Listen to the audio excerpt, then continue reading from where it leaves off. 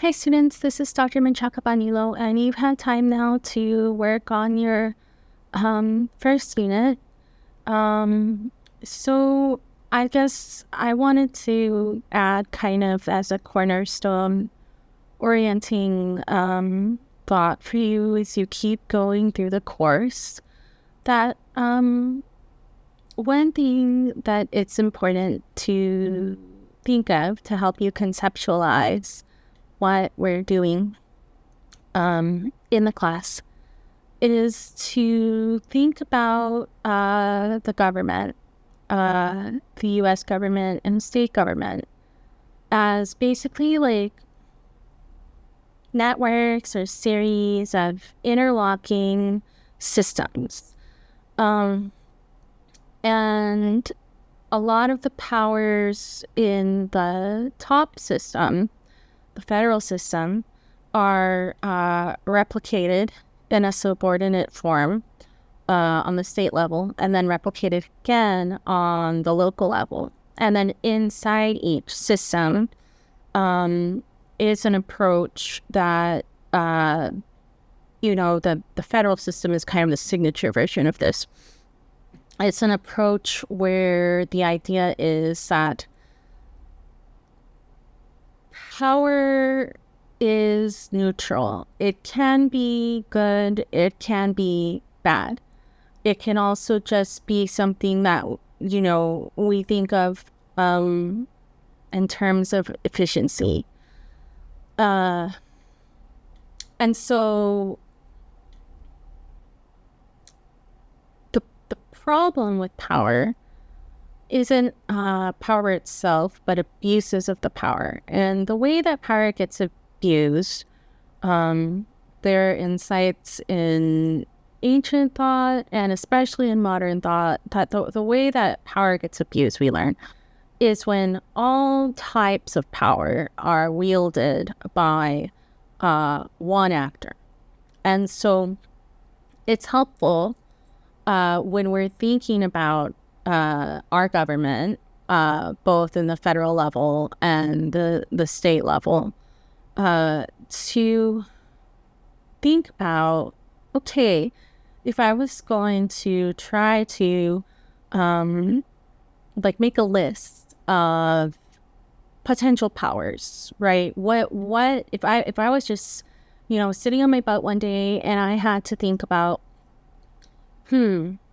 what's the nature of power in government, or what powers does a government need to have to rule? You'd make a list, and you could generally break those types of powers up into the following kinds. You could group them into series of judicial powers, meaning the power of judgment, and interpreting law.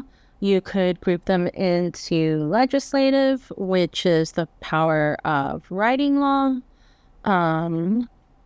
And especially in our system of representing kind of the sovereignty or the sovereign will of the people in the law. And then, the next bundle that you have is a bundle of executive power. And this power is all the powers that have to do, you could say, with enforcement or enactment. And you can think of an executive, in terms of the presidency or the governor or whatever. But also there are certain things that tend to go along with executive power, like enforcement, law enforcement things or war things, that type of stuff, treaty making, anything where there has to be a really unified actor.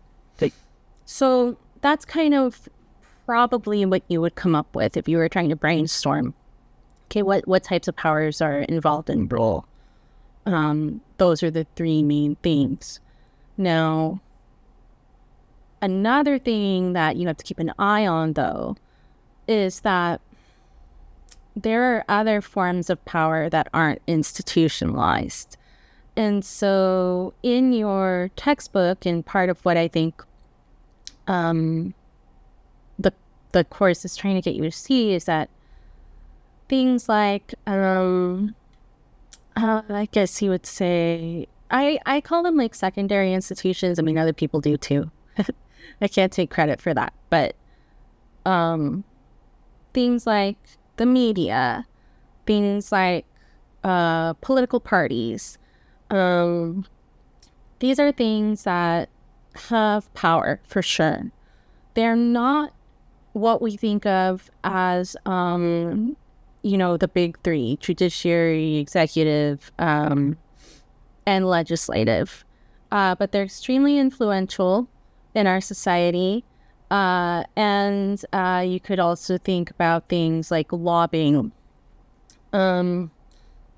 These are mechanisms that wield a lot of power, and they wield power by influencing those who have the big three types of power, and also by sort of setting the tone or encouraging or discouraging or fomenting the sort of world of possibilities for the political environment that you inhabit.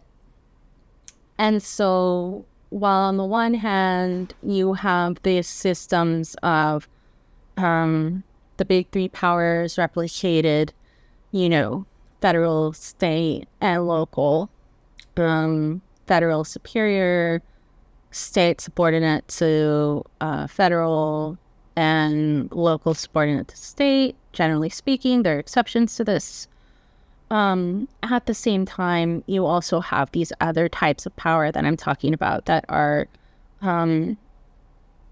power through, I would say, world building, incentivizing, agenda setting, that kind of thing.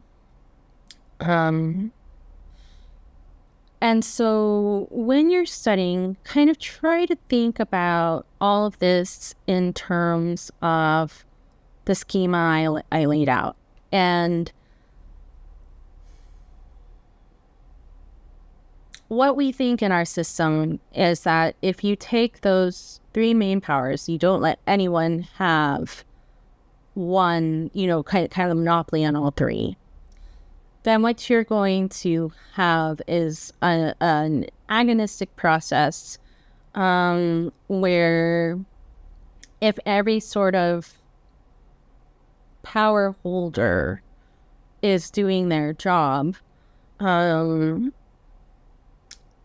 you're going to have an end result that is moderate or relatively moderate, in the sense that there's not an excess of legislative action, there's not an excess of executive action, there's not an excess of judicial action. You probably can see by now that what I'm describing is the checks and balances, the idea of checks and balances. But I'm hoping that when I throw in sort of the idea of these ancillary influences, you can see how it's a bit more complicated. Also, you probably have seen by now, you'll continue to see as you keep going, that the federal and the state can tend to act as checks on each other too. Or there can be conflicts between them over, who has the final say or the ultimate say, or the greatest sort of influence in a particular realm. If you can keep your eye on this construction or this theory, this way of conceptualizing how this works, what I think you can do is kind of build in your mind I want to say a puzzle. You're adding pieces at a time to get the whole picture, but then the course is allowing you to zero in on each section, hopefully. And I mean, ideally doing this, it helps you not only to understand the government, here, and to be knowledgeable about it and how things function, getting into specifics of how it functions, But I think also what it might do is help you to be able to diagnose things within the system. Uh, as a citizen, or as someone who is thinking about government, the ability to diagnose, to try to trace where things may be working or not working is really important. So, just an encouragement to kind of keep your eye on the prize for the whole thing. That'll help you, I think, to always return as you get new information, and to consolidate that information, you can fit it into this rubric I'm giving you, and that'll help you to just like maintain as you keep going, and your knowledge base expands. It can expand in a way that's really kind of organized and, flexible, and then gives you a toolbox for your analysis. The last thing I'll say is, just in terms of how you should study for the course, what I would do if I were you is I would study by using,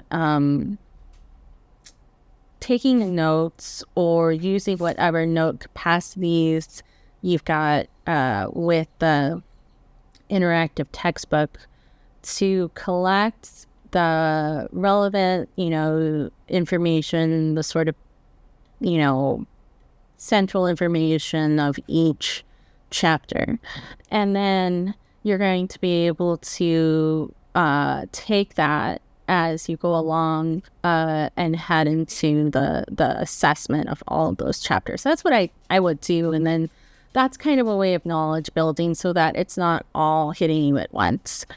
Just a reminder that, you want to keep up with the pace of the course. I am letting you set your pace up to a certain point, up to a certain extent. And I'm also, really willing to be flexible with you.